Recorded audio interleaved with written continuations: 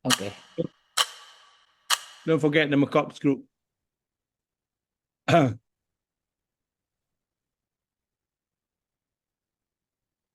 Okay, Assalamualaikum warahmatullahi wabarakatuh.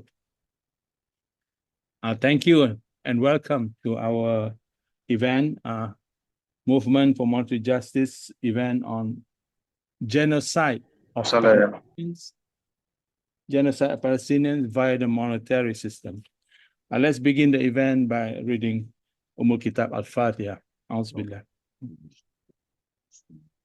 Iyyaka na'budu, iyyaka nasta'in, siratal mustaqim, siratal ladzina an'amta 'alaihim, ghairil maghdubi 'alaihim waladdallin. Amin. Alhamdulillah rabbil alamin. Allahumma salli ala Sayyidina Muhammad wa ala alihi wa sahbihi ajma'in. Thank you very much to everyone for joining us tonight. I repeat, for those who have not heard it, our FB Live has been blocked, okay?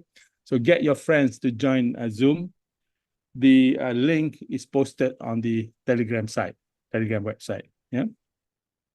Okay, Alhamdulillah Rabbil Alameen. Let's begin by saying a dua for our brothers and sisters in Gaza and Palestine. Yeah? أعوذ بالله من الشيطان الرجيم بسم الله الرحمن الرحيم الحمد لله رب العالمين والصلاة والسلام على أشرف الأنبياء والمرسلين سيدنا محمد آله وصحبه اللهم ربنا تقبل منا وتب أنت التواب اللهم إنا نجعلك في نهور أعدائنا ونعوذ بك من شرورهم اللهم ابتدئ شملهم وفرق جمعهم وشتت كلمتهم وزلزل أقدامهم وسلط عليهم كلبا من كلابك وسلط عليهم كلبا منك وسلط عليهم كلبا من كلابك يا قحايا جبار يا جبار يا جبار يا منتقم يا منتقم يا منتقم يا الله يا الله يا الله اللهم يا مزيل الكتاب ويا مجري السحاب يا حازم الأحزاب اهزمهم وانصرنا عليهم أعوذ بالله من الشيطان الرجيم بسم الله الرحمن الرحيم يا أيها الذين آمنوا اتقوا الله وذروا ما بقي من الربا إن كنتم مؤمنين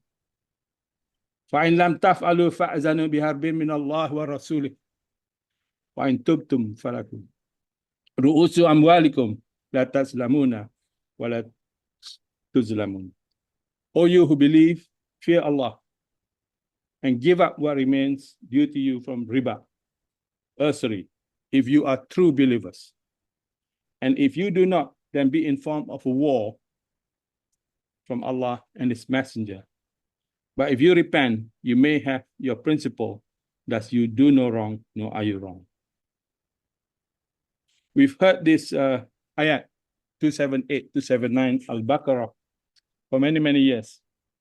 Now today, we truly understand what it means, what the Quran is trying to tell us, how usury, riba, can be such a devastation to the Muslims and to the world that Allah warned us 1,400 years ago to be careful about riba.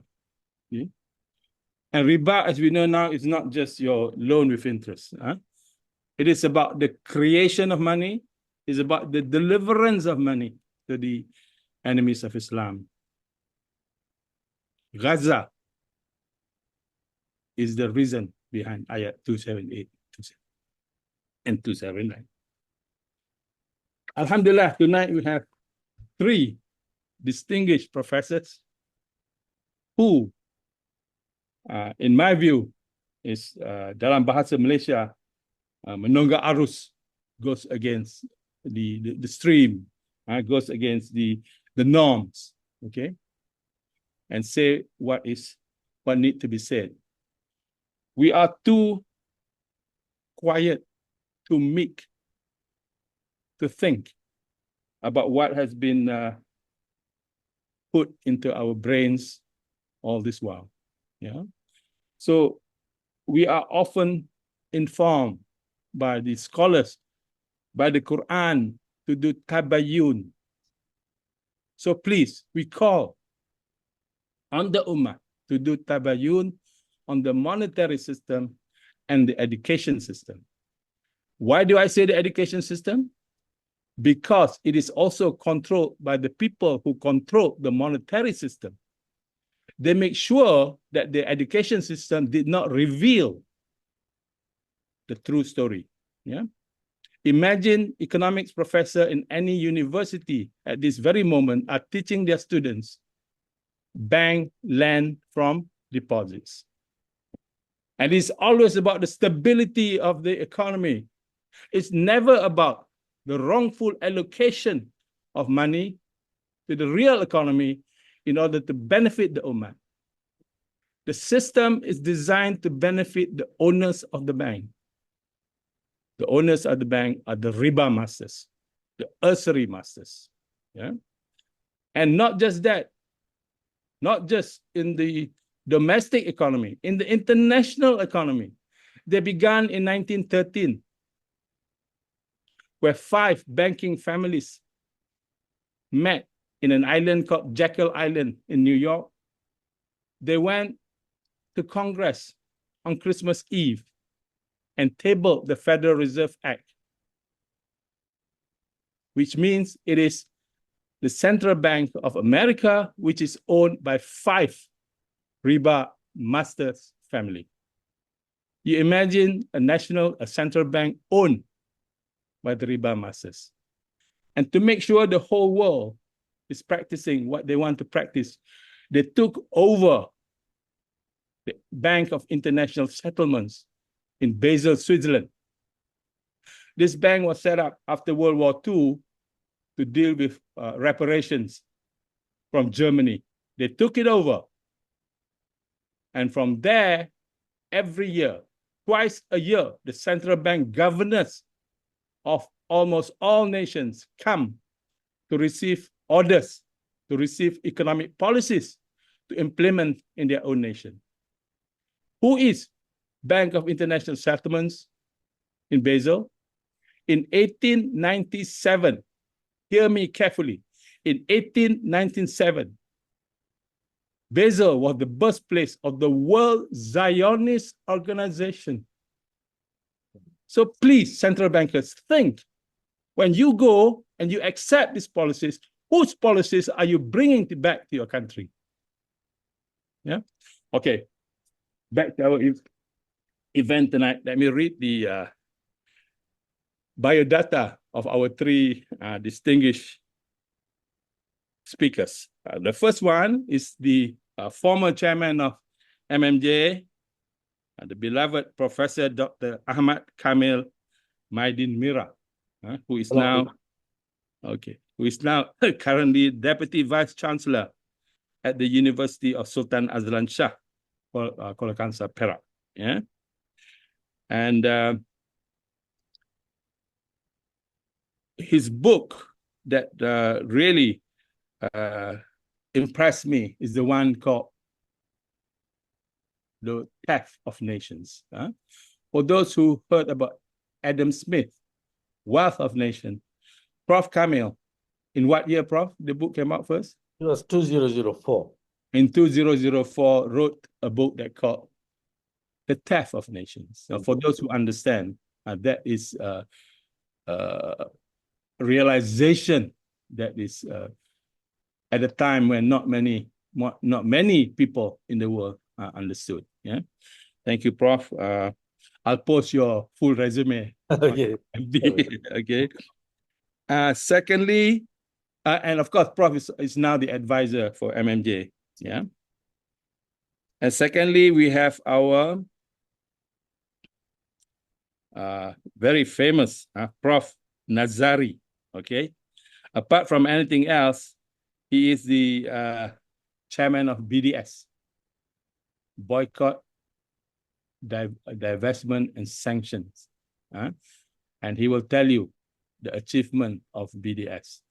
And Israel is now very, very fearful of BDS. Yeah. And his famous book, Till Death Do Us Part. If you know the term for marriage, till death do us part for the some people, he wrote the book called Till Death Do Us Part. Yeah, of course, and many other books, and that one won a lot of awards. And our third speaker, Professor Razman. Professor Razman, I apologize to you for putting in the poster Dr. Razman, because my printer used the old template. Congratulations for getting the full professor. Professor Razman is from University Putra, in charge of postgraduate studies. And also Ayam Tambatan for a football team that he represents at the UPM. He tells me he scores in every match. Okay. Okay, I believe it. All right. So tonight we are going to discuss something which people do not want us to discuss. Yeah. We are going to discuss the genocide of Palestinians via the monetary system, where we are seeing the actualization of ayat 279, 278, and 279 of Surah Al-Baqarah. How dangerous these riba masters are. Without money, without control of the creation of money, Israel is not where they are now. Okay? The United States dollar, which I'm sure our professor will explain a bit later, is basically the international currency which can be printed or produced wantonly by the United States. Whenever they want, they print the currency, because it's an international currency. If ringgit is the international currency, then we can do the same. Today we have US dollar as the international currency. So I read somewhere, we need to give palm oil, we need to give natural resources worth $100 to get one piece of $100 US. They need to spend only 2.8 cent to print the US dollar. So Professor President de Gaulle of France called it an exorbitant privilege. And what we never realize is that this is the cause of the suffering of the Gazans. And another thing that we do not realize, our banking system supports the system that commits genocide. Yeah. Okay. Without further ado, let me invite Prof. Kameel to deliver. So the session will be like this. Prof. Kameel will deliver, and then we have a question and answer session with him, followed by Prof. Nazari, question and answer, followed by Prof. Razman, question and answer. And then we have an open session where everybody can ask them questions. Yeah. So please, with respect, Prof. Kameel. Okay. Thank you, Brother Zahid. My fellow professor speakers, Professor Nazari and Professor Razman, and everybody, our audience, Assalamualaikum warahmatullahi wabarakatuh, and a good evening to everyone. So today we will be discussing a very important issue. So if you don't mind, I share my slides. Can you all see? Yeah. Can, Apa kecilkan yang belah kiri tu, Prof? Okay. Okay, that's better. Okay, Okay. excellent. All right. So genocide of Palestinians via the monetary system. So this is the topic we are in. Okay, I've been talking about how the monetary system is being used, to the advantage of particularly the issuers of money. There are a number of ways. I showed those in my book, The Theft of Nations. Yeah. So if you know, this is something that currently the genocide is happening in Gaza, and it is unprecedented in the history of mankind, actually. Yeah. So we all know what's happening: destruction of homes, infrastructure, hospitals, everything, water, utilities. Yeah. And then the livelihood, the plantations, the olive trees, everything is being leveled.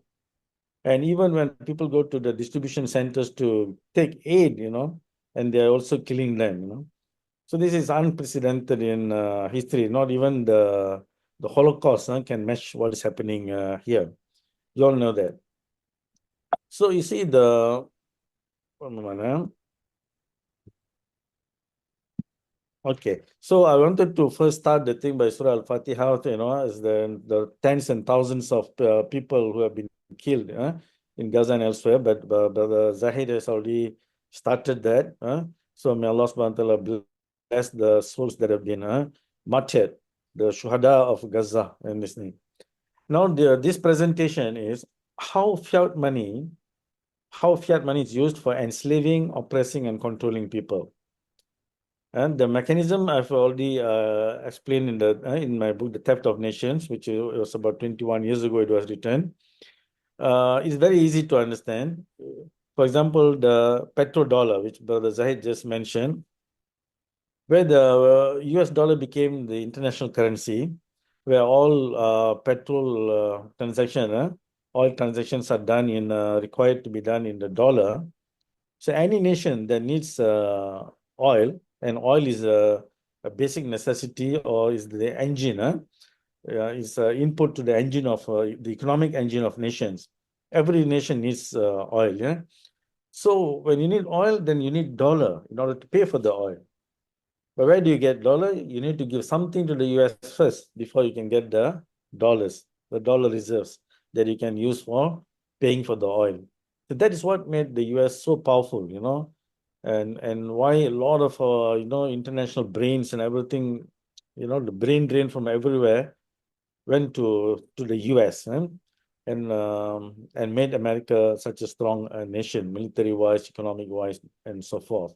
It is simply because the dollar became a de facto dominant international currency. So here, in the case of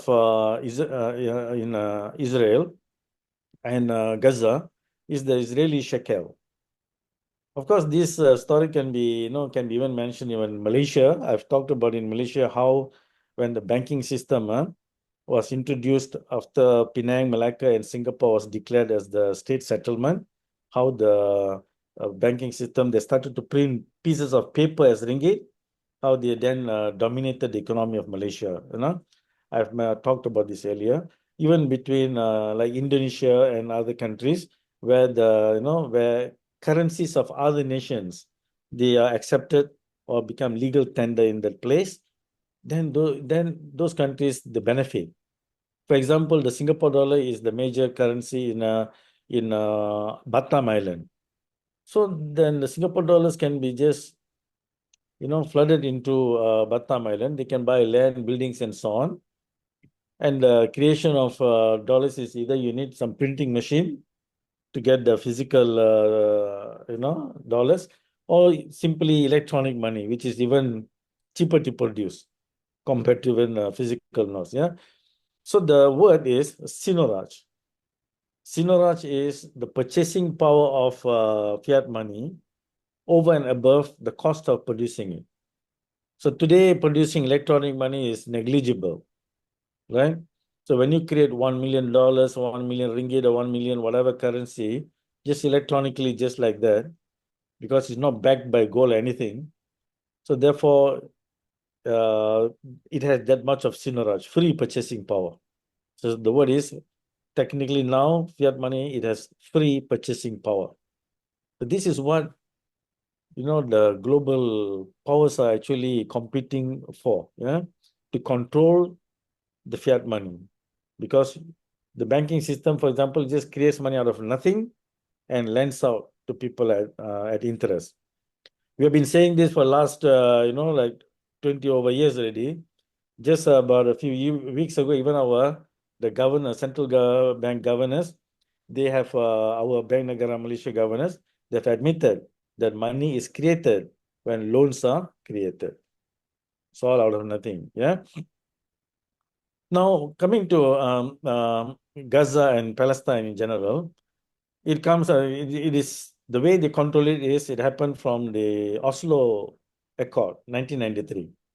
So this rule was not specifically in the Oslo Accord, but in annexation when Paris Protocol was annexed to the Oslo Accord. So it's basically written in the Paris Protocol 1994. It says the Israeli currency, the new Israeli shekel, which is the it's NIS, will be one of the circulating currencies in the areas and will be accepted by the Palestinian Authority and all by its institutions as a legal tender for all purposes without any restriction and without discrimination of any kind. You see that?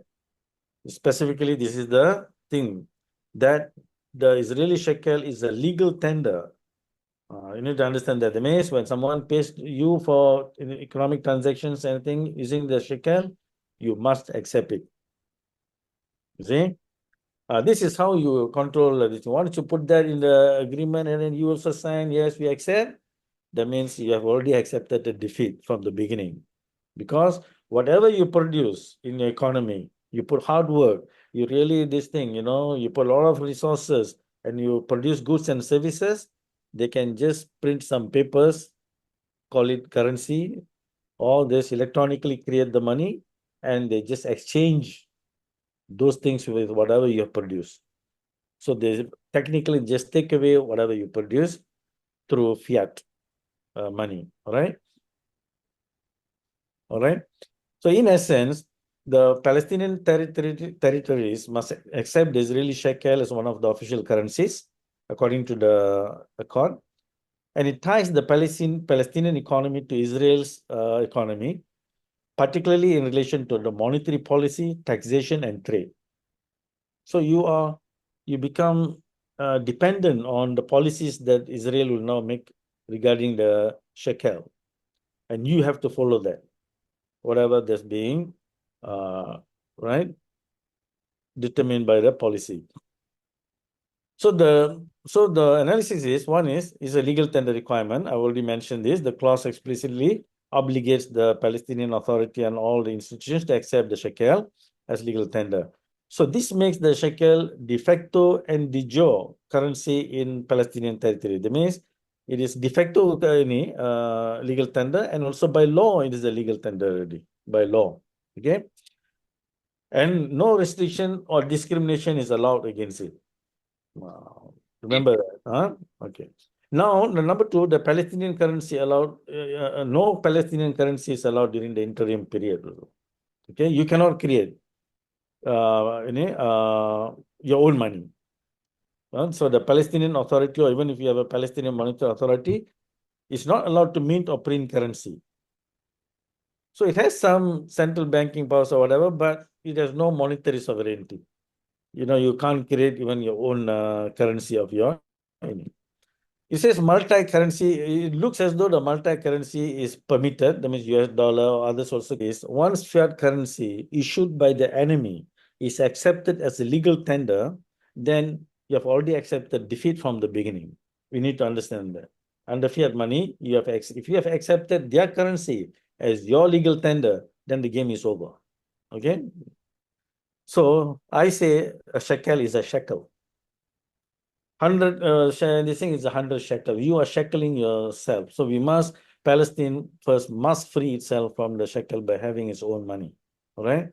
So best if the money is linked to a commodity, because I've always, for 20 years, I've been saying that money has to be linked to a commodity if you want to have economic justice, economic fairness, and also sustainability of the economy and the environment. Okay? So now there are three possible ways we can introduce Palestinian money.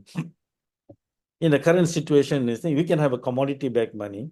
So what is a commodity-backed money? It's something like this. Okay, let's say people, they need rice. They also in Palestine produce olive oil.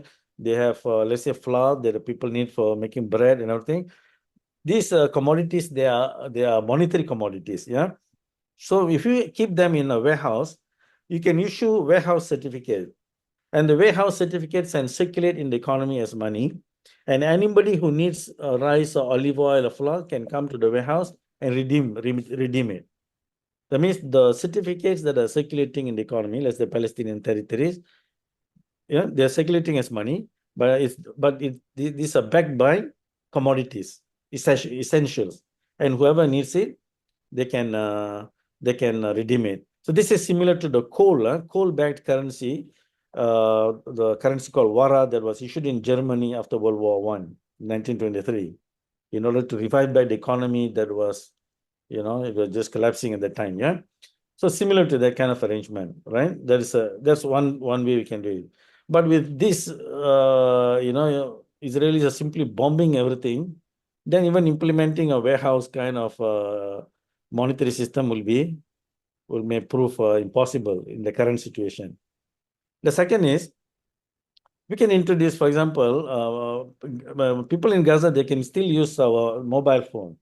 So we can use the mobile phone as a means to introduce money. That's like the M-Pesa in Kenya, where they use, electronic, airtime.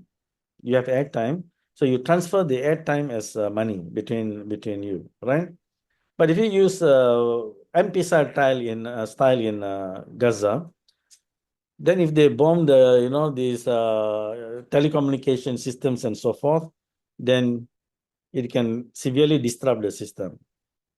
So while it looks is a very promising method, but in a war situation, it may also prove difficult to implement.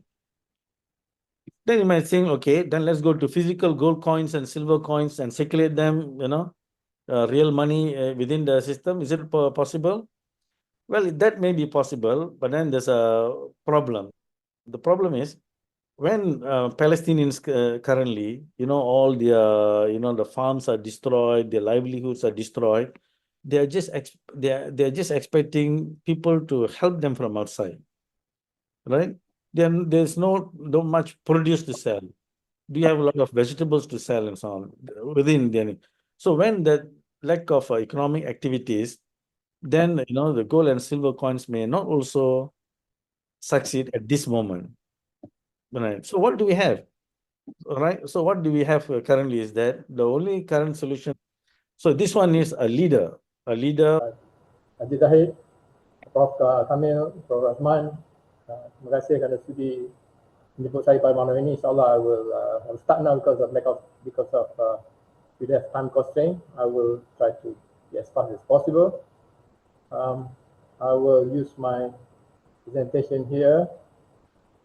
I'm sharing it now. Nampak kan? Yeah. Okay. Okay. So the topic of my presentation, the monetary system as the enabler of Israeli genocide in Palestine, and the case for BDS, and appropriately, I'm also the chairman of BDS Malaysia. Okay, at the moment, we have to realize. I think not many people realize it, but I want just people to really realize that the military operations that the Israelis and the engaged in now to kill the Palestinians are very costly. Imagine the Merkava tank costs $4 million each. So if times by 4, there's about 16 million, coming up to 20 million ringgit. And one destruction by Hamas means they lost 20 million. One Hellfire missile, they have shot thousands of missiles, is equivalent to 150,000. I presented this before in Australia, that's why I converted it to Australian dollars. But you can time by 4, that means there's about what 600,000 Malaysian ringgit also. One Hellfire missile alone. Prof, your slide are not moving, bro. Yeah, at the moment, no. The tajuk of my slide is okay. Sorry. Go ahead. So the current war in Gaza is costing Israel about almost 270 million per day, US dollars per day. So you can imagine how much they are spending. And the Bank of Israel estimated that the war-related cost could be $55 billion, US dollars. And that means the Israeli debt is going to increase a lot. Basically, I got the statistics there. Okay. And then let's look at how Israel is able to do this. Of course, because of US aid. The US government, since the World War II, provided Israel with almost 301 billion, and this is actually only official governmental aid. You have also aid that comes from companies, corporations, and NGOs that are tax exempt. When they send money to Israel, they don't pay tax to the US government. So these billions are also going from wealthy people, companies in the US to the Israeli government. And then as recent as 2016, under the Obama government, there was this agreement, MOU, which says that US aid will be guaranteed for the next 10 years to buy military equipment and for missile defense systems. So this is the extent of US complicity in the genocide in Gaza. Now how is US able to do this? We look here, US has got the fastest growth in GDP since 1900. You can see the graph there.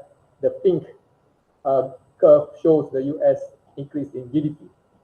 And this was explained just now by Professor Kameel, how the US economy has grown over the years because of the nature of the banking system as well, and also the dominance of the US dollar.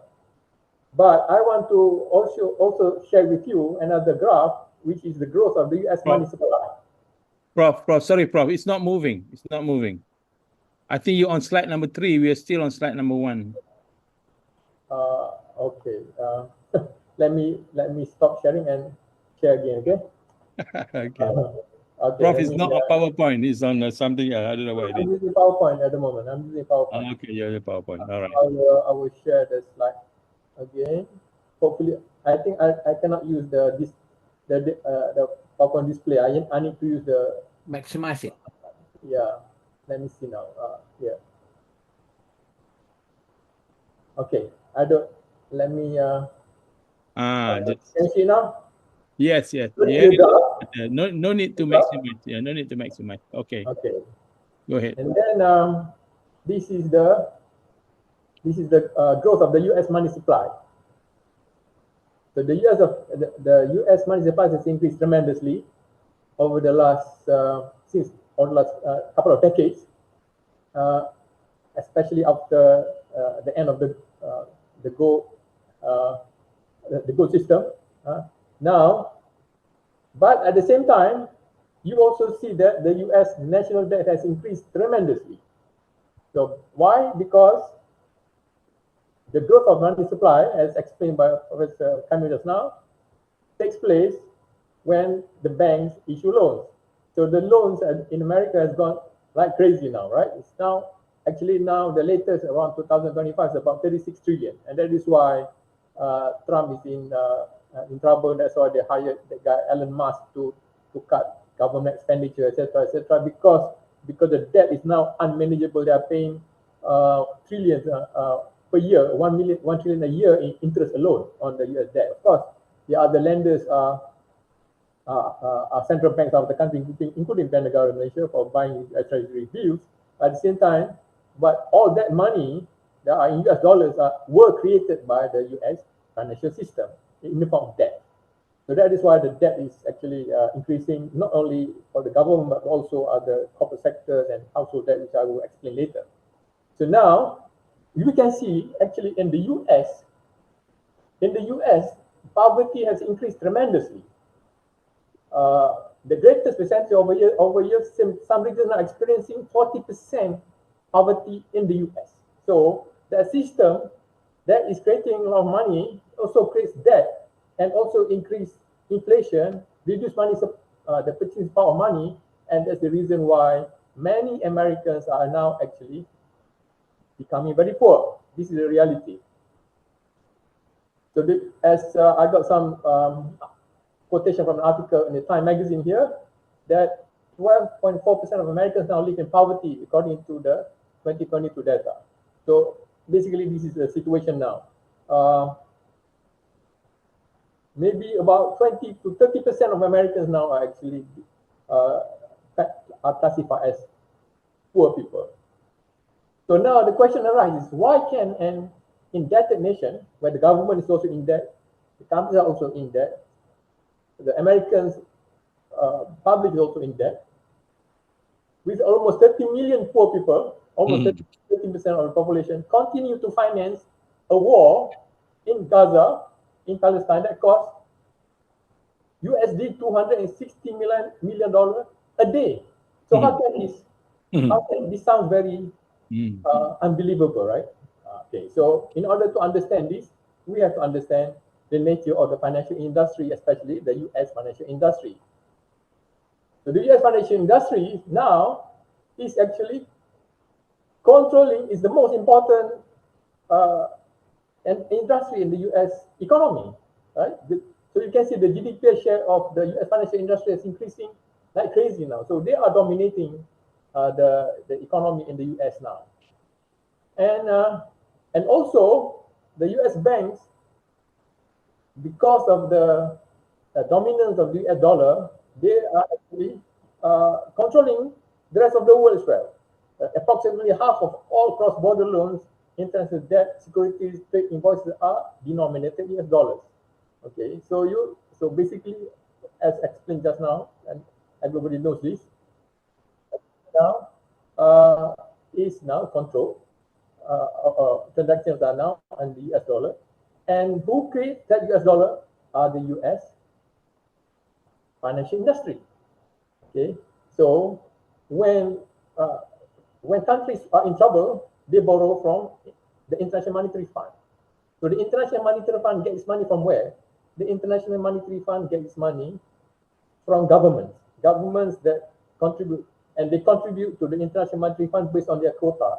And who has the biggest quota? The biggest quota in the US. Okay, but the US government has got the biggest quota. They contribute money, but where did the US government get the money from? They get the money from the US financial system. So when the US control the IMF policies, which control other countries, at the back of it all, is the one that lends money to the US government, which is the US financial industry. So that we really have to appreciate and understand. Okay, now let's go back to the story of Palestine. When Palestine was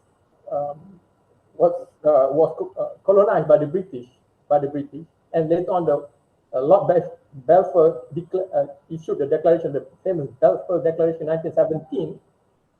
The letter was actually sent to whom? Was addressed to Rothschild. Okay, so basically the Christian bankers had an agenda. They had an agenda that if there is a colonization of Palestine, they will need a lot of money. But where the money going to come from? It's going to come from people who issue loans in the system. And in the in the Europe, and later on in the US, they are tiny.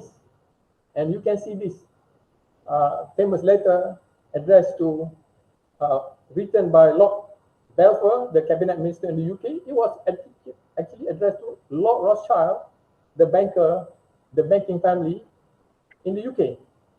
Now, and Lord Rothschild himself, later on, his grandson, claimed that his family was responsible for the creation of Israel. Why? Because they were the ones who provided money to finance the project. And why? When they lend the money to countries, to governments, to finance the war, to finance the colonization process, okay, because you need a lot of money, these bankers will make more money because these are all in debt. All these governments are in debt, and they will pay back. And when they buy tanks, when they send tanks, they have to pay for the tanks. They don't have money, so they borrow the money. Right? They want to send fighter aircraft, fighter jets. That costs hundreds of millions, right? Where do they get the money from? They borrow from the US financial industry, so they get more money. So that is why this is a very profitable project for the banking industry in the US and also in Europe. Okay, so the dollars from the US are financing the genocide in Palestine. But who are the ones who are creating the US dollars? This is I got this from the Bank of England. This is mentioned by Professor Kameel as well, and we should educate the audience who are watching this that money are created from thin air.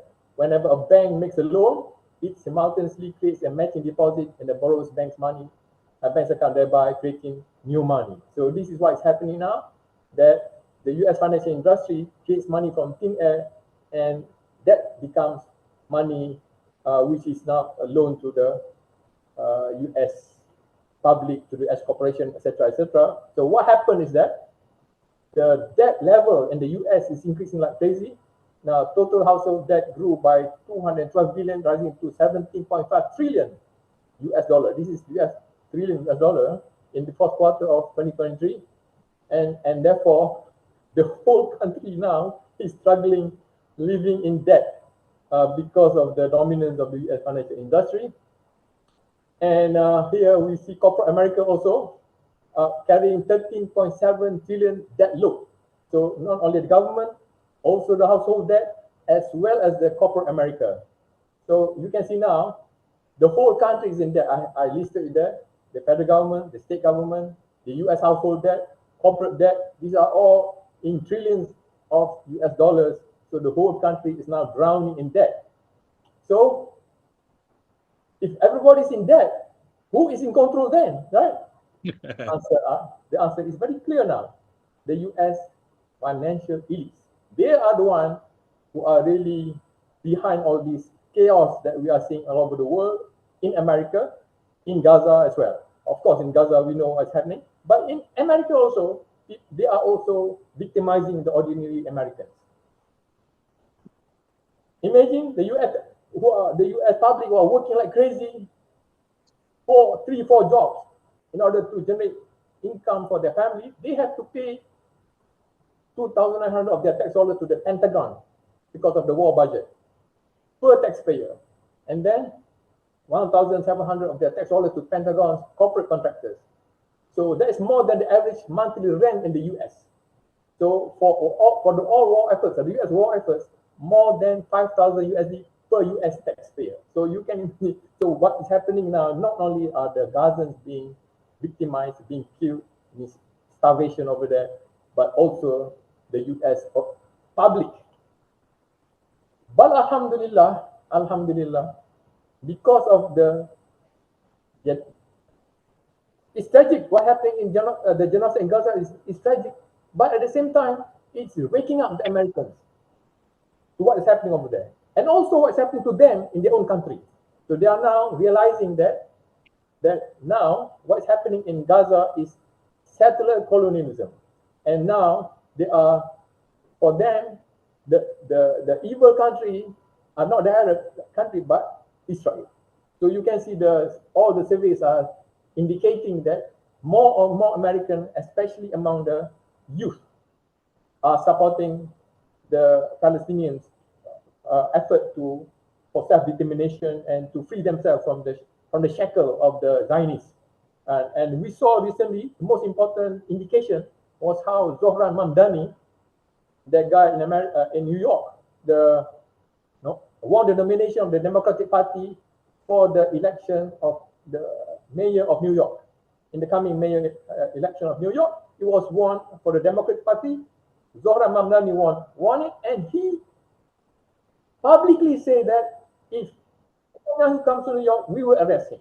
So he, and New York, as we know, is the country or the city that has got the largest concentration of Jews. So in other words, this city where the Jews dominate also decide to vote for Zohran Mamdani, who is anti-Zionist and anti-Israel. So that means in the US now, the picture is really changing. Why is it changing? Because of the genocide that is happening in Gaza, because of the action of October 7 that we saw in 2023. And now we must also realize that BDS is gaining traction in the corporate world. This is the statement in the Jerusalem Post. A Jewish Zionist leader said that this is what he said. Unfortunately for him, or for the Zionists, the BDS movement is gaining traction in the corporate world. So basically what's happening now, people are boycotting Israel, boycotting companies that seem to be connected to the genocide in Gaza. Okay, we must understand. I mentioned just now that the group that is controlling everything is the financial elites. The financial elites of America are the one. The main culprit, not only for the genocide in Gaza, but also the victimization and the subjugation of the ordinary Americans. But what is their loyalty? Their ultimate loyalty is not to Zionism or Israel. Their ultimate God, their God, Allah is their God. But for them, their God is money. The most important thing for them is money. That's why they finance the settler colonialism project in Palestine, because they want to make more money. That is the main idea, the main motive. So if they cannot make money from the project, then they will abandon. They will abandon the project, and they will abandon the settler colonialism project as well as they will abandon Israel. So we must make sure that they cannot make money from their project. From this project in Gaza, we must make sure that they realize it's going to lose. They are going to lose money. People are going to hate them, and the companies are going to lose money if they are seen to be complicit in the injustice in Palestine. Okay, so that is the reason why they are very angry at the BDS movement, because the BDS movement is making their project unprofitable. All right. So now we can see that even Israeli startups have seen their investment going down. Now the term used is shutdown nation. Israel is a shutdown nation. Many companies are abandoning Israel, going out of Israel to other countries in order to operate, because they see that it's not viable for them to continue operating in Israel because of what's happening now. Investment in Israeli tech firm slumps by 56% because of the current genocide in Gaza and the resistance by Hamas. See, if there is no resistance, there is no war. The reason why there is this war, which is causing so much trouble to Israel, is because of the fight that is ongoing. If the Palestinians didn't fight, they just allow the Israel to come, there is no war. This is the reason why I slightly disagree with Professor Kameel just now, that the resistance must continue to make it costly, make it as costly as possible for Israel to colonize Gaza. But at the same time, we cannot only be passive observer of the resistance by the Palestinians. We must also help them. And this is where the BDS movement comes in to help the Palestinians. Let them continue to fight. We must support their fight, but we outside must also do our own bit to fight the Zionists. And the way to do that is through the BDS movement. And by doing that, the Israeli economy is going to slump. And it's slumping now, it's going to get worse. It's going to get worse if the Palestinians continue to fight. So that's why I say just now, don't say to the Palestinians, stop fighting to get the state. Because if you do that, then the Zionists will stamp over you. They will control everything. You think they're going to be a gentleman and allow the Palestinians to have their own financial system? Come on, don't be realistic. You must understand their mentality. They are not going to allow the Palestinians to have their own control everything and then they be friends, two states beside one another. You know their mentality. That's not going to happen. And it's already proven how the settlers are killing the Palestinians and how the Israeli government are stealing Palestinian lands. Never entertain this possibility that there is going to be a state of Israel that tolerates the Palestinians. Okay, so now the Financial Times itself says that Israel is turning into a shutdown nation. And this no less, Financial Times. Summary and conclusion. The debt-based economy is the main factor that contributed to the growth of the global influence of the US financial elites. Okay, because a financial system cannot grow if people don't borrow money from them. You borrow money from them, and this is the mistake of the American public and corporation. They borrow from these riba masters, these usury masters, this banking group. When you borrow from them, they become stronger and stronger. And that's the reason why the US financial elites are strong, because the American public government, corporate decided to borrow money from them. So they are controlling their financial industry and also enable the colonization of Palestine. High indebtedness increases oppression of the masses, not only in the all over the world, not only in Gaza, but also in America itself. It enriches the financial elites, the US financial elite especially. But fortunately, American public, we are witnessing that the anger is the strongest in the US now. The students, the American, even the right-wing people like Tucker Carlson, very angry over what is happening now because they see that they are being used to finance the war in Gaza. So if the American public cannot tolerate the situation anymore and make the project not profitable anymore for the US financial industry, the financial elites will abandon Israel very soon. This is what is going to happen. If it is not going to make money from them, they will abandon Israel, they will abandon Netanyahu. And therefore, Palestine will be free soon, inshallah, from the river to the sea. However, if the system doesn't change, what is the system? The system where you have banks that lend money, create money at the same time. If that continues to remain under the post-Zionist Palestine, then the subjugation of the masses by the financial elites will continue. Like what is happening in the US, as well as what is happening in South Africa now. As you know, the blacks are now free in South Africa. They are no longer under the apartheid regime. But the blacks and the poor people of South Africa are still being subjugated. Why? Because this system, this evil system, is still in place in South Africa, and it's very, very strong in the US, strong everywhere, all over the world. And that's the reason why even BRICS, if BRICS does not abandon the system, the BRICS system will also be a mechanism to subjugate the ordinary people of the world. And that is why we have to not only talk about abandoning Zionism and making sure that Zionism disappears, we must also think about how to eliminate this system which subjugate people through this financial industry. And therefore, in the long run, we need a change in the financial system, okay, in order to make sure that there is peace everywhere in the world, starting with Gaza and later on in other parts of the world. And how do you do that? You have to understand the system and know that if you continue to borrow money from this industry to buy cars, to buy houses, to do business, you are actually contributing to the growth of this evil and unjust system. Thank you very much. Thank you very much, Prof. Nazari. A very sharp insights given by a man who spent many years in the fight. Okay, so the message that's coming through tonight: we do not have an authority who understands the problem. We do not have a government who understands the problem. We, the Ummah, need to carry on the fight.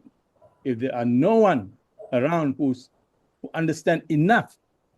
So those of you who are here tonight, I hope you go back tonight with the heavy responsibility of understanding that the fate of the world is in our hands. When our government does not understand, it is in our hands. You need to do the fight. Okay? All right. So I'm going to open the question. I have a few questions for Prof, but let me open the question to the floor. Anyone here? I'm sure you have many things to ask him. Go ahead. Anyone? Assalamualaikum, Prof. Salam. Who's that? Email saya lah. It's me. Email, please go ahead. Iqmal. Okay, Prof. Kita semua, we already know that the system from the beginning is already contribute to the where we are now, which is the Palestinian dah already keep on being oppressed by the Israelis military. However, I also, when I do some research a bit, Actually not just a banking je even military industrialist pun ambil untung daripada all this conflict thanks to our monetary system juga. Our dual monetary system. So setakat ni, and because okay, we have kita boleh talk about kita kan dah rally for Palestine, rally for the, it's just that maybe after this we might need to do a rally for changing the system kewangan with Palestine as well. If Prof terfikir ya. Okay, can I respond to that? I mentioned just now, there are many fronts to fight. Okay, the financial system at the back of it all. But, you know, they lend money to companies that profit from genocide. Boeing, Amazon Web Services, okay, Caltex, or Chevron, these are companies. And of course, the consumer product companies as well. These companies are borrowing money also from the financial industry. Now, if we make them lose money, then they cannot pay, they cannot contribute to the financial industry. So you must make sure the companies that are complicit, including the military complex, Lockheed Martin, now we must make sure that they cannot make money from the genocide in Gaza. And that is why we need governments to be more serious. They cannot simply talk about supporting Palestine, but continue business as usual with military suppliers to Israel. You cannot do that. Then that's not going to work. Right? If we continue to only boycott companies like McDonald's, right, and this kind of consumer product company, that is not enough. The major supplier of weapons and technical support to Israel must also lose money, and that is why we need the corporate sector in Malaysia, and especially the Malaysian government, to make sure that this complicit company can make money, and then that will cascade. And if other countries, also governments of other countries in the Hague Group, for example, we start with the Hague Group, and then the 12 that supported the statement recently against Israel, and Malaysia is one of the Hague Group. If all these governments agree to act against complicit companies, then we can start the ball rolling. And the US financial industry, they are watching this. If all this, and the American public are getting angrier, right? And it's going to also affect the politicians as well. Then they will abandon the project in Gaza, as I say. So we need to fight on many fronts and by many groups, not only the ordinary people like us Malaysians that we went to today in KL to rally. That is not enough.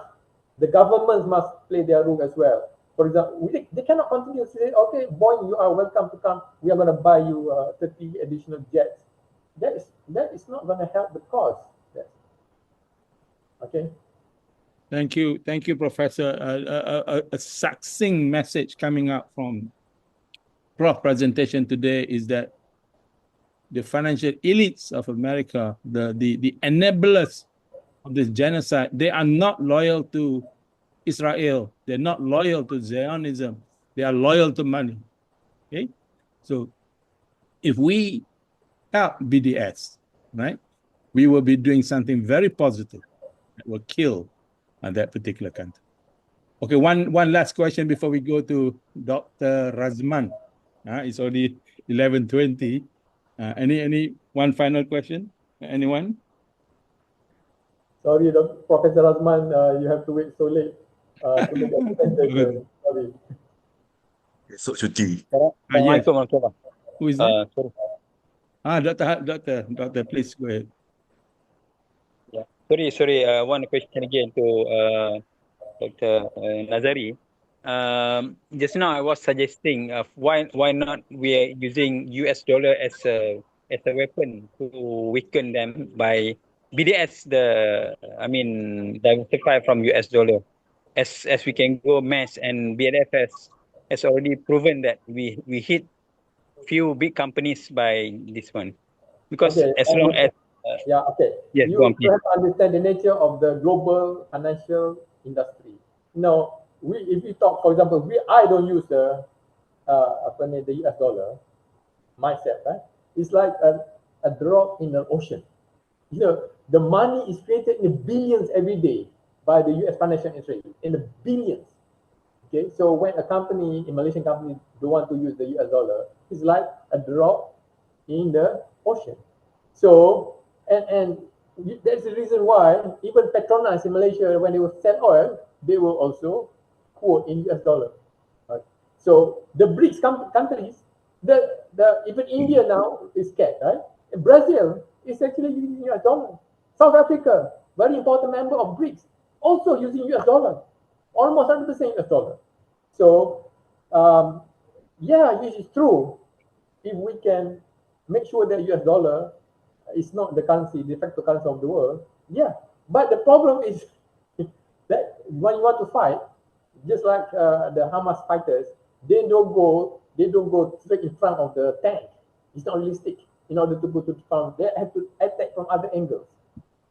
So what I'm saying now is, if we talk about trying to abandon the US dollar, theoretically, yeah, but in practice, because all these, even the big countries as I mentioned just now, they also, when they export to the US, everybody wants to go to the US. Malaysia talk about, we want to go to the US to export to US, right? US market is very important. If the Malaysian company, everybody is so dependent on the US economy for their export. When you export to the US, right, they want to pay you in what? They pay in US dollars. You want to, they pay you, they expect you to accept the US dollars. And if you say to them, the US exporters to Malaysia, right, when importers, when they buy our stuff and they say they want to pay us in dollars, you say, I don't want to accept your dollars. What are they going to say in practice? What are they going to say? Are you in a position to say you export to the US company, right? You export palm oil to the US consumers, and you say don't pay us in US dollar. Can you dictate to the American importers? Can you dictate that to them? So that's what I'm saying. Yes, by right, ideally, we want to make sure the US dollar is not the dominant currency. But the current fight that we should be focusing on to be more effective is to make sure that the companies that are enabling genocide, they lose money. That is the focus that we should be discussing about. So it's about what to discuss and what to do. It's actually priority. That's what I'm talking about. The priority. I'm not saying it's not important, but I'm saying that if you start focusing on that too much, you will waste a lot of time and energy on something which is more effective, more realistic for us to focus on. Right? For example, we can consumers are already boycotting Caltex, for example, and some other companies, McDonald's, for example, right? Companies and Malaysian government can start reviewing contracts with Amazon Web Services, with Google, for example, for some project lah, because it's very difficult to boycott Google. Even consumers cannot boycott Google now, but you can for certain projects, data centers, for example, you say we go for a Chinese company or other companies that are not complicit in the genocide. So we should be discussing that. Okay, I'm not saying that the US that undermining the US dollar is very important, but I'm saying now that even the Malaysian exporters who are exporting the US are not in a position to dictate what currency will they want in order to sell their products, right? I hope you understand what I'm talking about. Okay, thank you very much, Prof. We have to hold the question now. We have to move to our Ayam Tambatan. Prof. Dr. Razman, Ayam Tambatan not only for MMJ, but for the Putra football team. Please go ahead, Prof. Razman. Thank you, Brother Zahid. I'm currently injured, so I can no longer score goal. I hope I can score something here lah, with regards to the points on how we can address the situation in Gaza through a fight over or reform over a monetary system. So I'm going to share the slide now.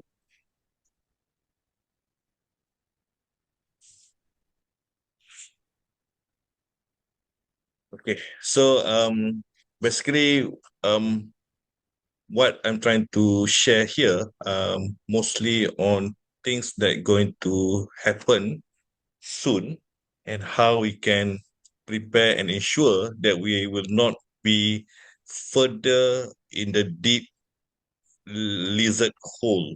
Okay, we are already in a hole, but we might be going deeper and deeper into the hole that we cannot get out. So we have now been screwed. So we don't want to be screwed over and over again. So what exactly things that we need to be aware of? So I think I just want to continue with what Prof. Kameel and Prof. Nazari has done.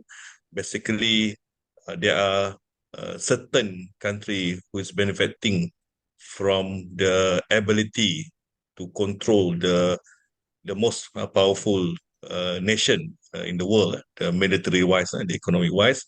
So that particular country has been receiving the largest US aid, for whether for economic aid or military aid, even though based on the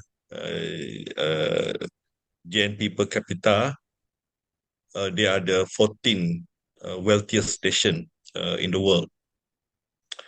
And due to the fact that we are having the genocide right now, somehow the military aid to has increased by US significantly, but it has been like this for the past 50 years.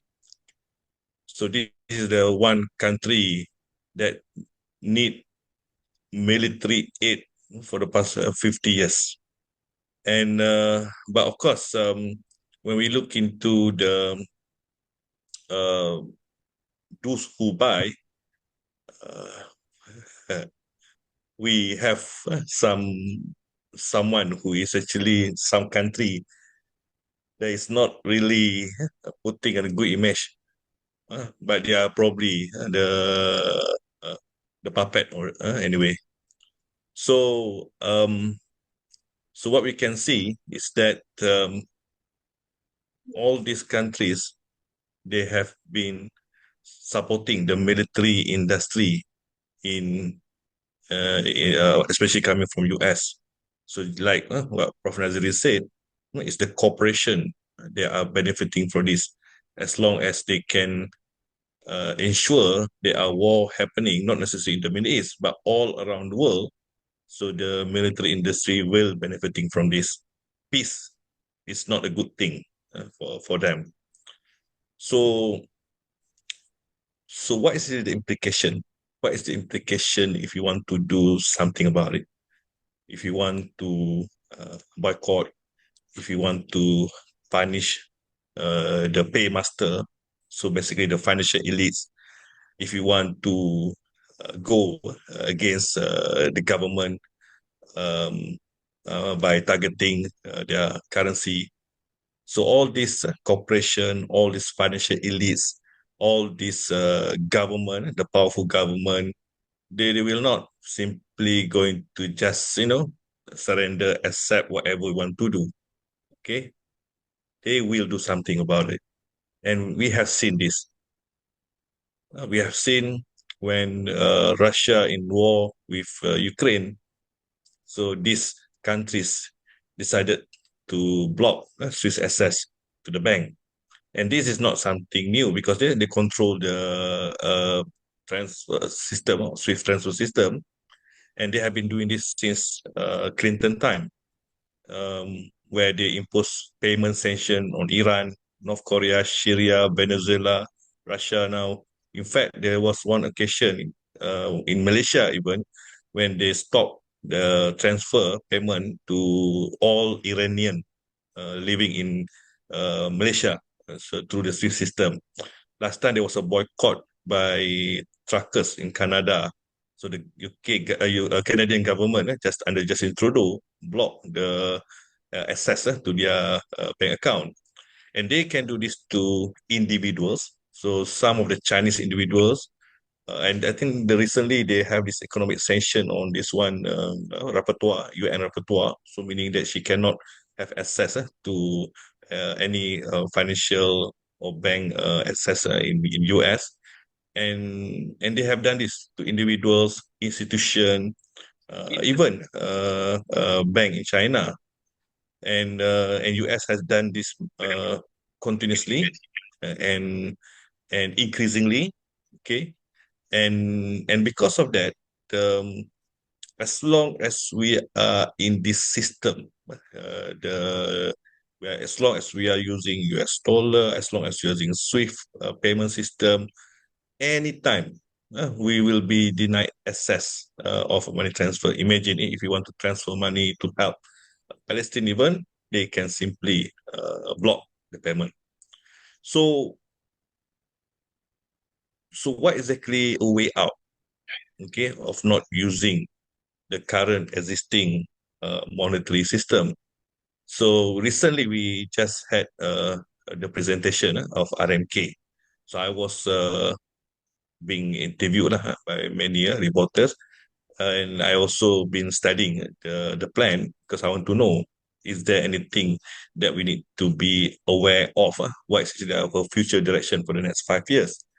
So when we refer to the first focus, one of the strategy under strengthening the industry of financial services, they were talking about digital asset, they're talking about blockchain asset token, and also CBDC. I think we heard some of the discussion earlier that I think Prof. Kameel mentioned about central bank digital currency, which is something that has been in discussion by central bank negara for the past, I think, 4 or 5 years.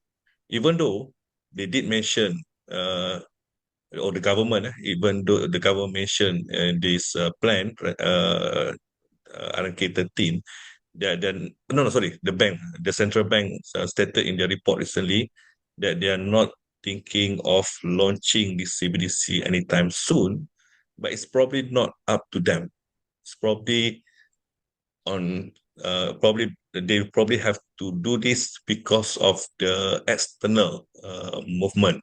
So this is the recently published financial sector blueprint 2022-2026, when they talk about, sorry, not recently, but 2022-26, they talk about digital currency, where it will be used to facilitate settlement between financial institutions.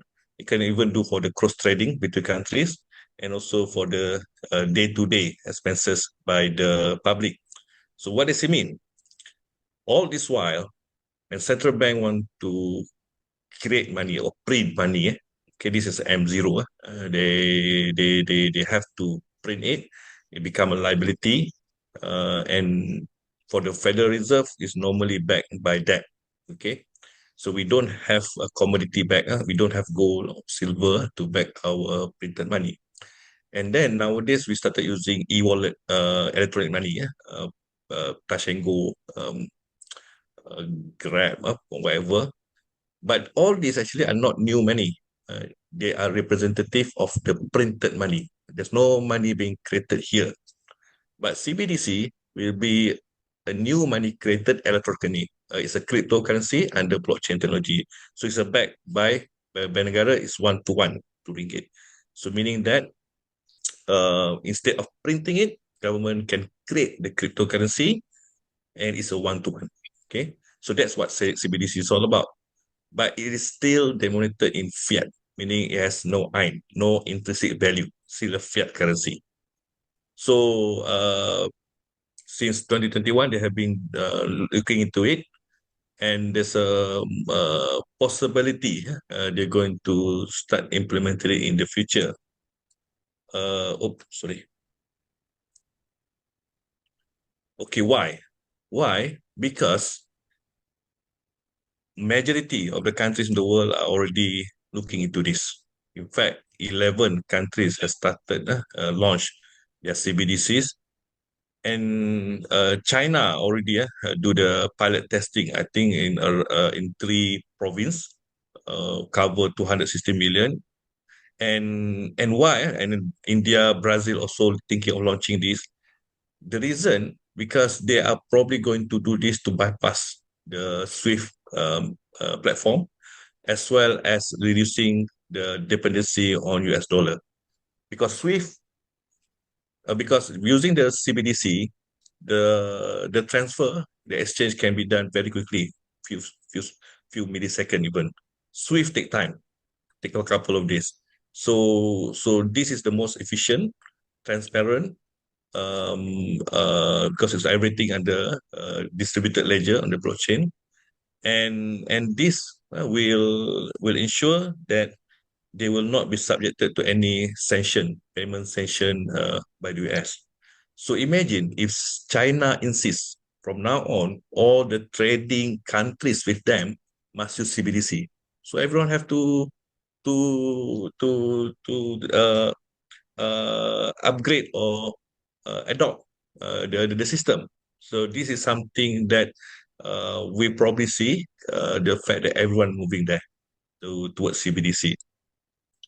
And but we haven't talked about.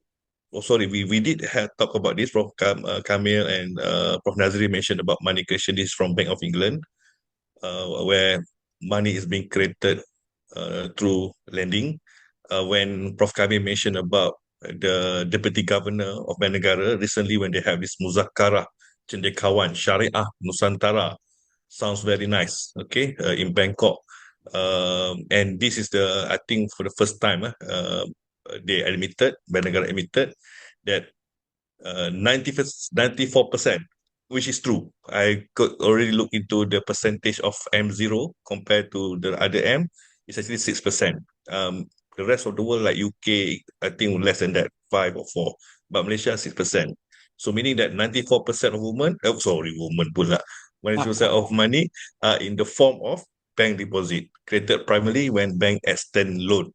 So basically, bank extend loan by creating bank deposit, not from existing deposit. They don't need, your deposit to lend. They can simply create money out of that. So here we have these two situations.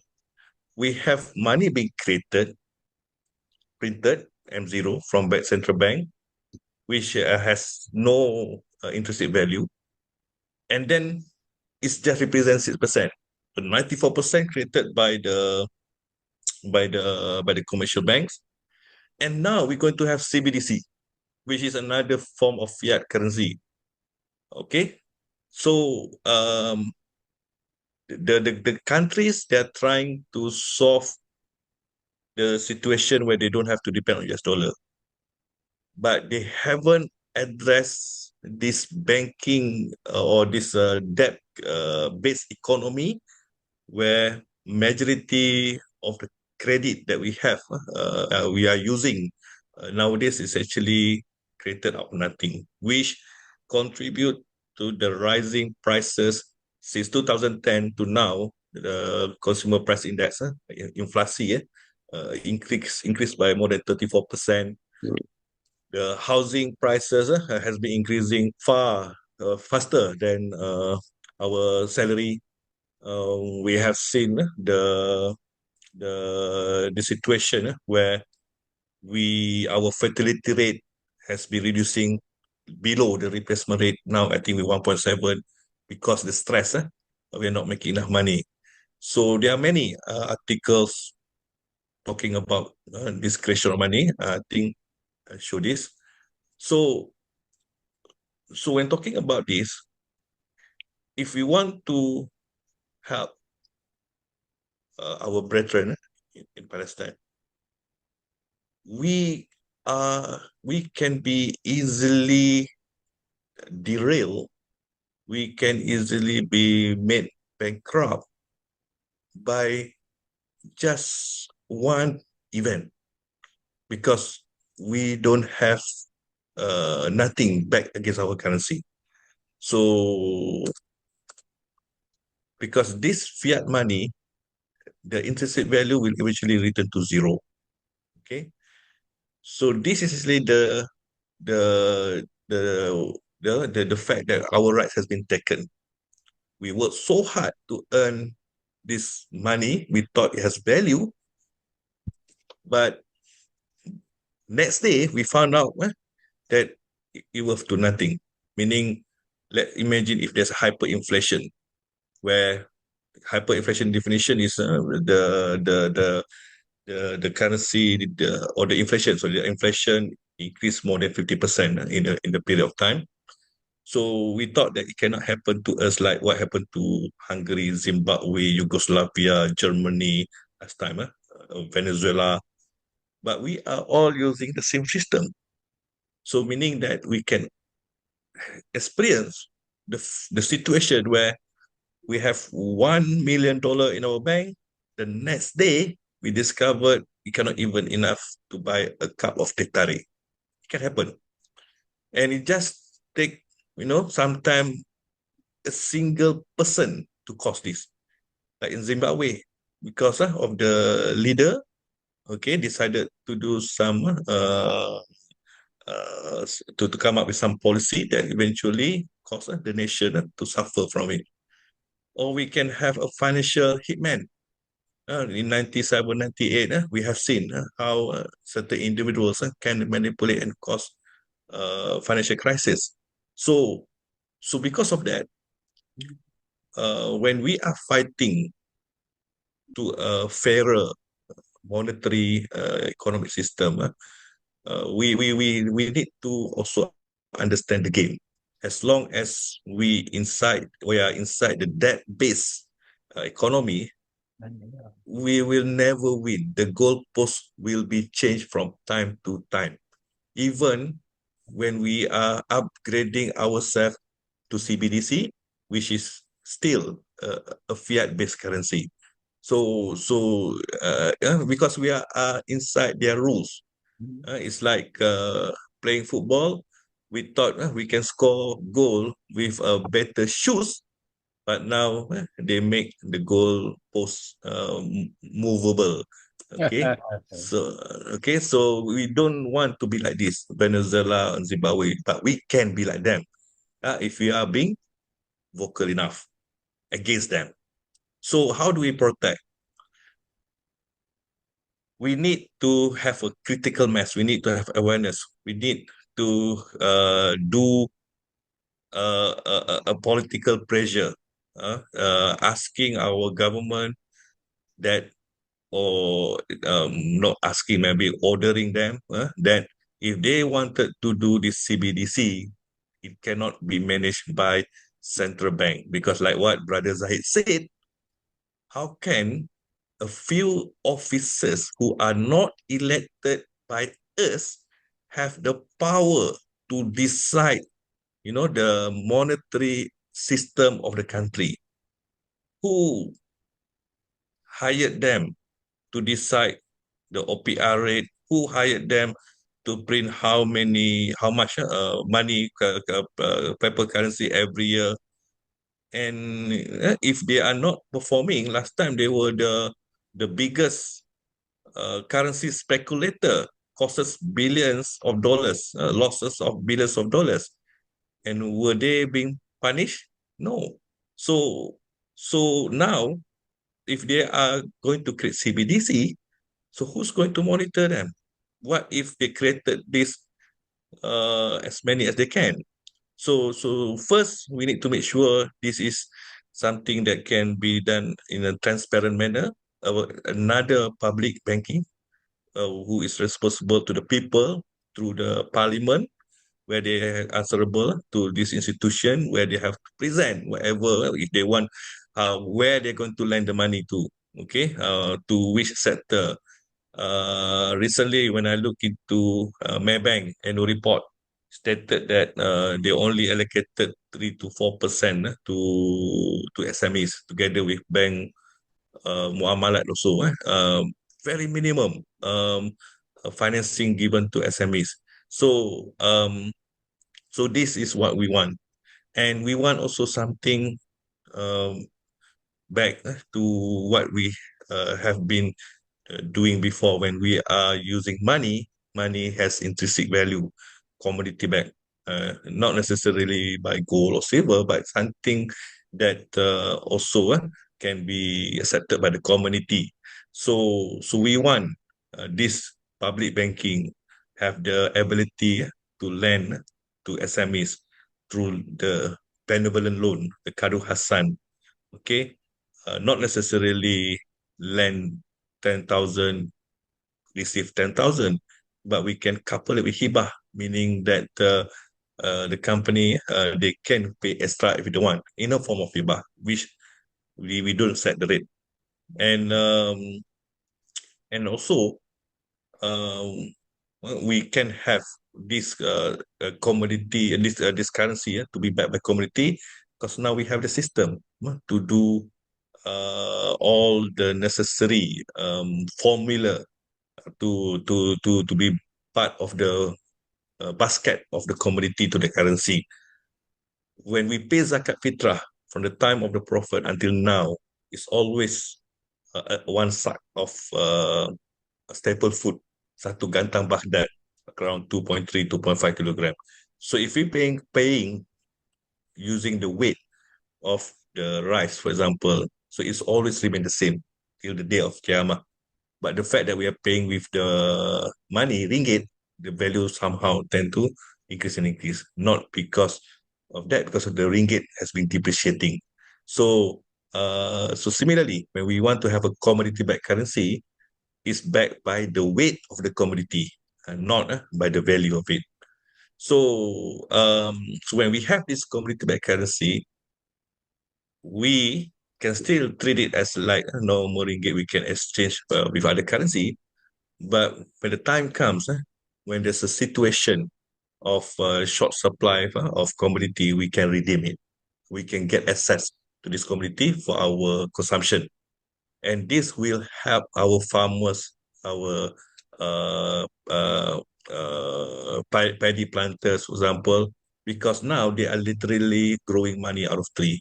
The government, when they want to create the currency, they have to buy the commodity from the farmers. So people will be rushing to plant all this commodity rather than importing them.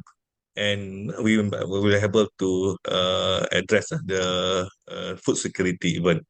And of course, when using the blockchain, we will eliminate all these money laundering activities, the shadow economy. At the moment, many politicians are already using cryptocurrency to hide their monetary transaction.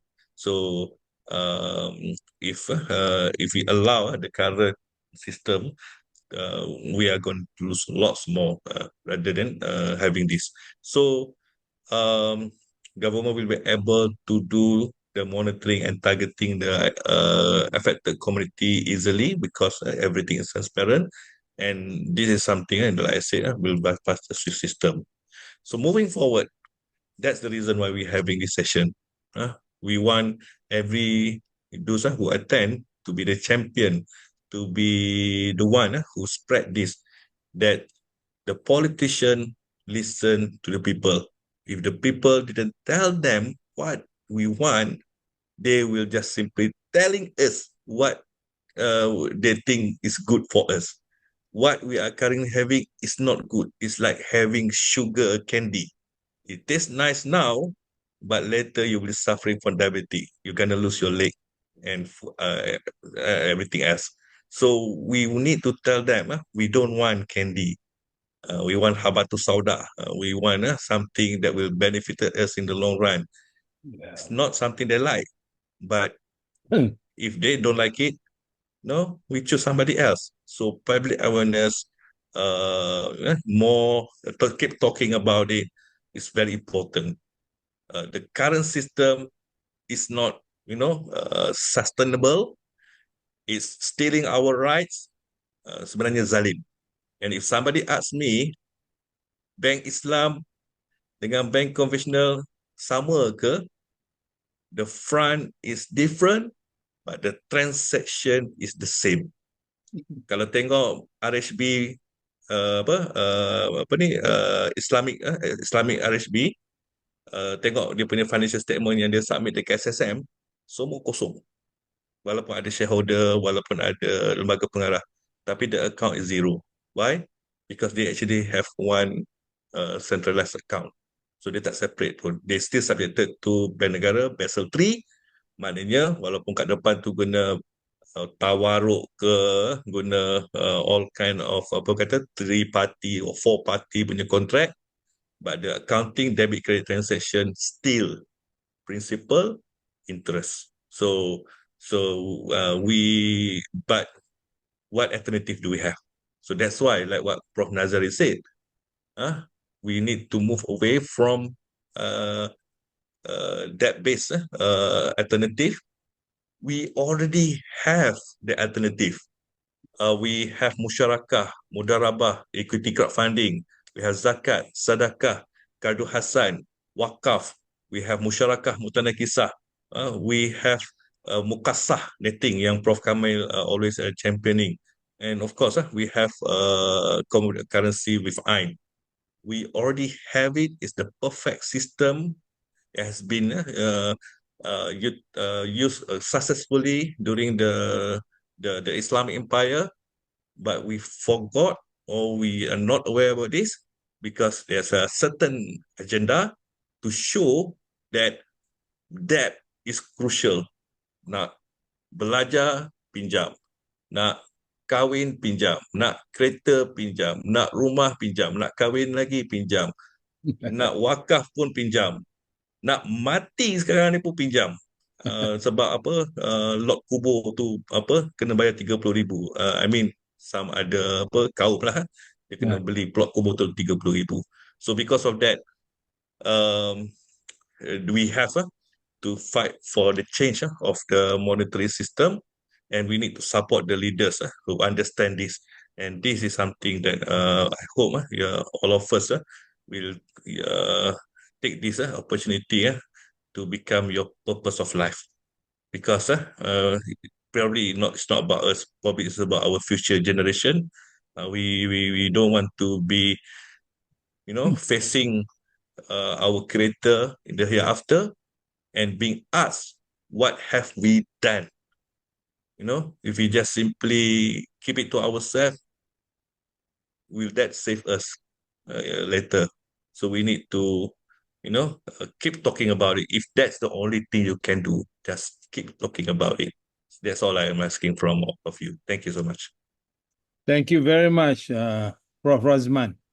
And now I'm going to open the question not just to Prof. Razman's session, but to everybody. Okay, we have got 10 minutes to midnight.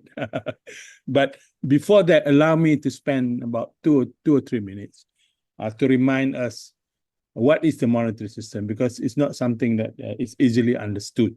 Okay, in our country, paper notes and coin is only 3% of total money, where Prof. Razman said 6%. 94% are money in the form of numbers, all right, that move from bank account to bank account when we make payments, all right? And unlike what the professors of economics are teaching to the students in the university, bank loans do not come from deposits. Central bank allows the bank to create number money in order to make the loan, okay? And the problem with that is they focus 70% on personal loan, credit cards, housing, and cars. Only 30% to the real economy to create jobs and to reduce inflation. And the SME sector mentioned by Prof. Razman creates 70% of jobs. In Malaysia, the banks, which seem to be independent of everyone, independent of the government, decide only 16% to go to the sector that create employment. That is why the graduates and the youth today are either facing unemployment or they are facing stunted wages. Now, the kerajaan today shouts to the world, we have full employment. Of course, we have full employment because these people accept the job at low wages and salary to put food on the table. So do not lie to us with statistics. We know what it's all about. Yeah. Okay. So let me open the question. Maybe about 3 or 4 questions because it's going to be midnight and some of you are going to turn into pumpkins or whatever. Okay, go ahead, please. Hello. Azhar, please. Yeah. Thank you for all the panel and for the sharing. Okay, quickly. I just what as normal citizens we can do regarding the current situation, because I think most of the speakers we rely on political or government solutions which maybe they are not ready or not capable yet But as normal citizens such as us, we can do is react to boycott and all, which, okay. Is there anything else in terms that we can do actively? Maybe we can invest in something that is more meaningful or more effective. That's just a general question. What can we do? So, Okay, Prof. Kameel. Oh, thank you. I think perhaps we should let the Prof. Razman answer first because the Q&A, we have to give him Yes, Prof. Razman. Okay, thank you. We can start simple things. I think Prof. Nazari actually been campaigning this, spending within our limit, meaning nowadays we're being exposed to buy now, pay later, all the credit facilities. If you want car, we now have option. Prof. Nazari will say buy the second hand, but kesian lah kita pun nak kereta baru juga, but we do have the subscription based system now, meaning that we can lease the car for 3 or 4 years. Even my nephew actually do this. So you don't necessarily have to buy car, you can lease. And if you need financing, nowadays we do have equity crowdfunding for the business, where it's actually equity based, and in the end you don't have to pay the investors if you're not doing well. It's a profit not sharing. And then what I'm championing now is actually Musyarakah Mutanakisah, which I'm glad to see in the RMK 13, the government now going to start exploring what they call it RTO, rent to own. But it's actually a Musyarakah Mutanakisah. Hopefully it's not being hijacked by the bank by setting the interest rate based on BLR or OPR. But there is a successful model that we can follow, like Ansar Housing Cooperative in Canada. And actually, we used to have a couple of cooperative in Malaysia doing this. So we need to keep supporting cooperative in doing the musyarakah for our housing. And so by promoting this, and also wakaf nowadays have allow us to contribute on a cash form, like wakaf corporate, where they can invest in assets and contribute to the offering of social services like hospital ke, education ke. So all these things we need to start on on individual basis. So when we start moving towards alternative, then it will create demand, and business people, when they see there's a demand for it, they will shift towards this. At the moment, they are in the debt base because this is what people want. But once you start preferring the alternative, then they will also shift to that. So that's, I think, we can do as individual. Thank you, Prof. Razman. If I may add to that, I have a dream every night that MMJ have 1 million members. Inshallah. So Inshallah. what we can do, we promote, we support MMJ, we spread the knowledge so that we are at least 1 million in numbers. And with 1 million in numbers, no PM will ignore us. Yeah. Okay. Any more questions, please? Can I just add to that? Yeah, please, Prof. So I think Prof. Razman has nicely given the alternatives. The largest amount of loans are generally for housing loans and vehicle loans, right? So for vehicle, it's already there's leasing. Leasing alternatives are coming. Leasings are very popular. It used to be in the Western listing, but in Malaysia it's a bit new, but it's beginning to take root also. Then for housing, alhamdulillah, the Musyarakah Mutanakisah type of rent to own is there. Also there's there. And then, but for savings, if you save our money in the bank also, it's not good because you are going to lose tremendously because of the inflation in it. So try to save also where possible in asset, or for example, in businesses or things like that. If you want to take some risk, you put your money in businesses.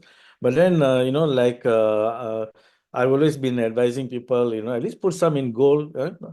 Remember when 20 years ago when we said, put your money in gold to protect your savings. At that time, 1 gram was 36 ringgit in 2002. Now it is almost 500 ringgit.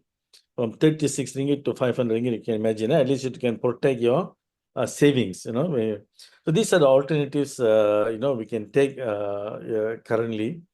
Other than that, Dr. Razman also mentioned, continue to educate people on this. People don't understand how the monetary system works, including even our Sharia advisors. I met them recently. Also, they are not familiar the process of money creation. So our scholars got to understand. You see, recently, you remember last week, I think, last week, there was a rally, like a Turun Anwar rally. One of the main reasons is because of the rising cost of living. But what people don't understand is, even if you replace another prime minister, he can't stop the rising cost of rising, in the cost of living. So, who is actually causing the cost of living to rise? It is actually, if you ask me to pinpoint one institution, is the central bank, because they control the money creation policies and everything. But they are just quiet, sitting there, and everyone is shouting "Turun Anwar, Turun Anwar," We should be Turun. So I think we need to educate people so that we understand we are not barking at the wrong tree. Yeah. Okay, thank you. Okay, thank you very much. Any further questions? If there isn't, I'd like to read. Zahid, Who is that? Najan here. Dr. Najan, please. Prof. Razman, thank you very much. I have a very short question. Instead of CBDC, can we create our own currency, our own coin to use? Because CBDC is still tied to fiat, right? So if we can create our own, is it possible to create our own coin? Maybe we can name any name, dirham, any name, then we use that. Back against some quality lah. Yeah. Okay, thank you for the question. We can, but we are just a small nation. We are not able to dictate our own currency and insist people to accept it. But what going to happen when we join BRICS, when BRICS decided to move towards CBDC? So that's actually a natural pathway. So the only concern now, when we going to adopt CBDC, is still a fiat money. So we cannot stop this because sometimes we don't have a choice. We still being dictated by the geopolitical play, and because of that, the only thing we can do is to persuade government. Yes, if you're moving to a CBDC, because of the need, can we at least have a commodity back? But of course, the concern now is whether the trading countries will be able to accept the commodity back, because now if they want, let's say, to redeem it, because last time during Bretton Woods Agreement, every gold actually being parked in US Fort Knox, so they have $1 to be packed to the gold and all the currency back to them. Can we say, oh, can you pack all your commodity to us? So that's actually another concern. So because of that,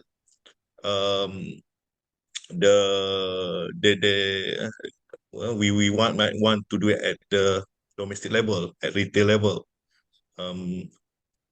That's why we have sandbox. We need to experiment things.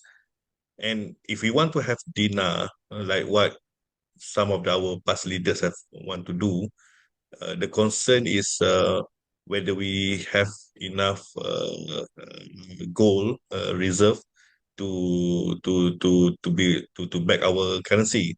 Um, we are not a major producer of gold, but there is a suggestion. We don't necessarily have to dig the gold and put in another hole in a bank, a central bank, to be back. We can actually do the estimation and leave it there. Again, this is something that can also be explored. But the situation now is that related to cross-country trading. When we have fiat, they have fiat, we have community back. What is actually the solution towards that? So this is something that we probably need to look further on the mechanics of it. So it's doable, but it's not that easy. That's what I can say.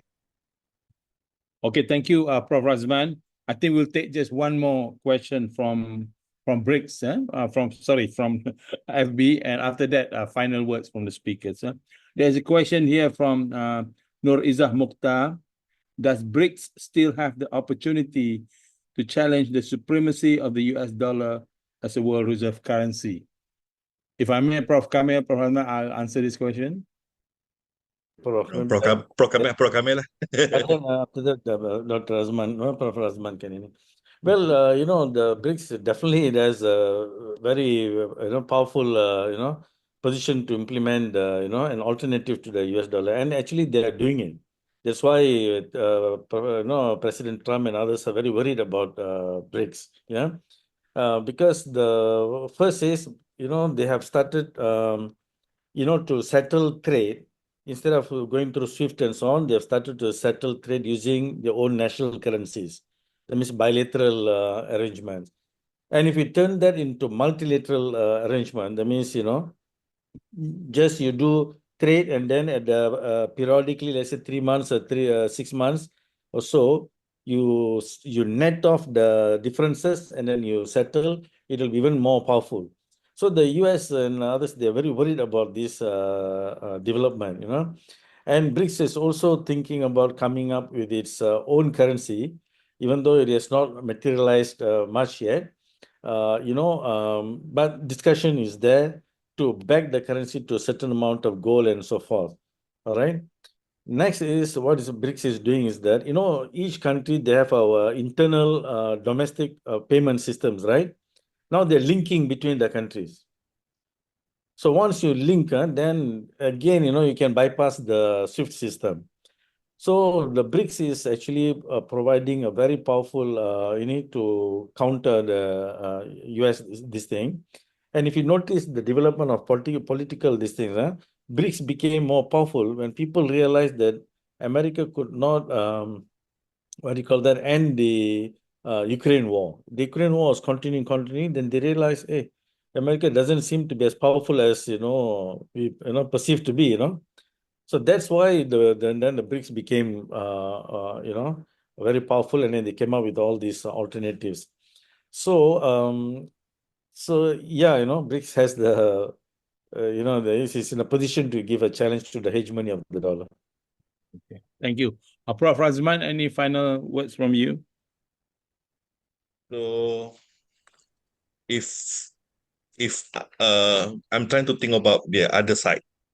Okay, when we start talking about this, when we start campaigning for alternative change of the system, so they're not going to sit down waiting. So what they're going to do, okay, they're going to create war. They're going to create instability. So they're going to create division, divide and conquer, and this is something that even the politicians are doing. They remain in power by creating labels, okay, for people to fight against each other, so that they forgot the real fight. So because of that, in this situation issue that we are talking about, we will always have people that talk about the maslahah, the nitty-gritty detail, okay, questioning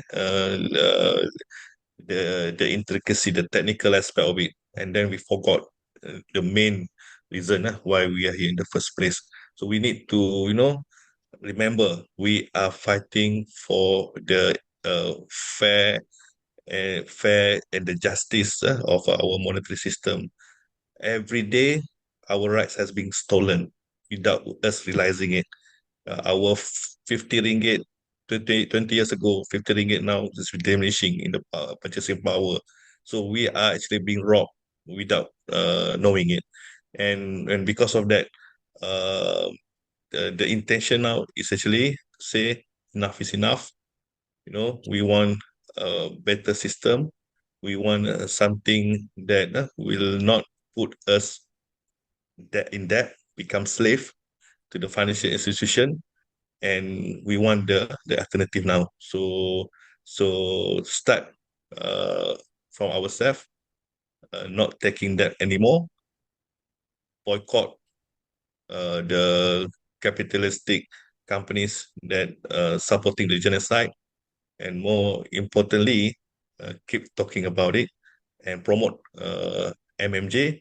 And we also will be happy to give talk to continue this discussion in your organization, Yes. in anywhere, anytime, online or physical, because we will be happy to do this. So we sometimes we do not know how to market ourselves, so we promote ourselves.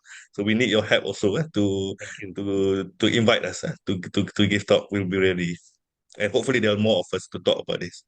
Thank you. Prof. Kameel, any last words from you?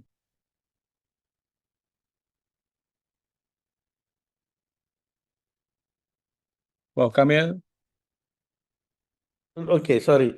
It was very nice. I also, appreciate the, views voiced by Prof. Razman and Prof. Nazari. Now, there's one remark in the comments regarding the quantity of gold is enough. I totally, I would like to say again from this thing that the quantity of gold is never actually a question for implementing the gold payment system, because the most important use of this, is actually to use gold as a measure of value. You have to understand there's a difference between whether having gold or as a measure of value only.